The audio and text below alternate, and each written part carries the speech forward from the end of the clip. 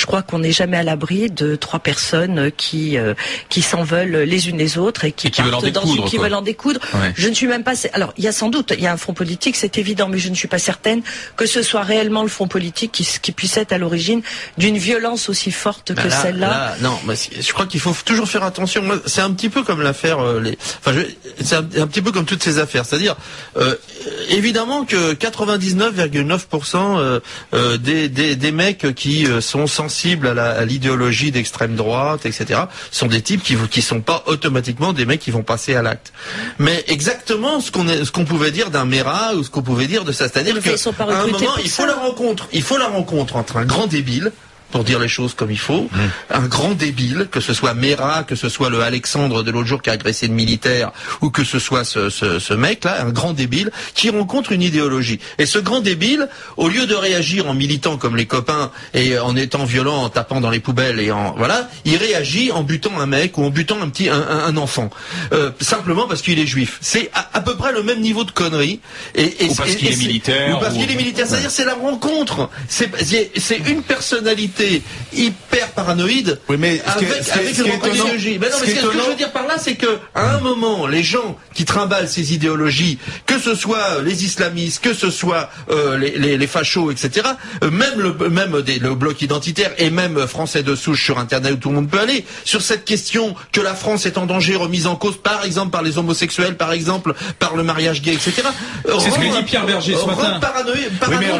Je pense que franchement, le FN a une certaine habitude de gestion de ces groupes, notamment ils sont là, on le sait. Moi, j'avais été à la manif du 1er mai une fois pour un bouquin, me rendre compte un peu.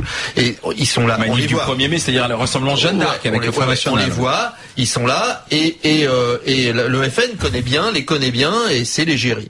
À la manif pour tous, c'est des amateurs, c'est des enfants de cœur, les gens, les organisateurs de la manif pour tous, c'est des braves gens qui défilaient parce que ils étaient contre le mariage pour tous. Mais on a bien vu deux sortes de dépassements dans ces manifs. D'abord le dépassement idéologique, c'est-à-dire qu'à un moment, le côté on est contre le mariage homosexuel et c'est orienté vers c'est une remise en cause avec toutes les valeurs religieuses, etc. C'est une remise en cause de la France catholique, etc. Il y a eu ça et ça a été porté par les religieux. Et par ailleurs, ils ont été dépassés aussi parce que c'est pas des gens qui sont habitués à faire des manifs. Et donc quand il y a des manifs, d'un seul coup, on se retrouve avec des déglingués qui sont reliés au truc parce que la France est en danger. Donc pour eux, que ce soit les mosquées ou que ce soit les PD, c'est la même chose et on va les casser. Donc l'idée c'est à un moment ces amateurs qui ont organisé cette manif, je pense pas qu'ils l'aient fait volontairement et je pense pas non plus qu'ils se retrouvaient dans les quelques déglingués qui étaient là, mais ils y étaient. Et c'était une forme de reconnaissance de leur parole, pas la parole anti-homo ou la parole anti-arabe, etc., mais de quelque chose qu'on retrouve sur le site très très connu de Français de souche, qui est vrai, Français de souche, de dire voilà, la France est aujourd'hui en danger. Pas François de souche, François de souche. François de souche. François de souche, c'est autre chose. Non, c'est François de souche le site. C'est Français de François de souche.